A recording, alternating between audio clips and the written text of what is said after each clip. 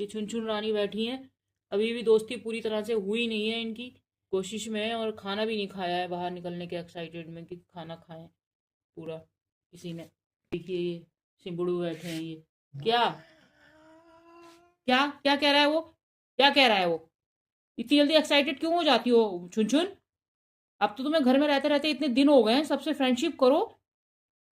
क्या प्रॉब्लम है? आज बसंत पंचमी है, बोलो हैप्पी बसंत पंचमी। देखो ये जॉय आया है, गुर गुर गुर गुर करेगी उसको।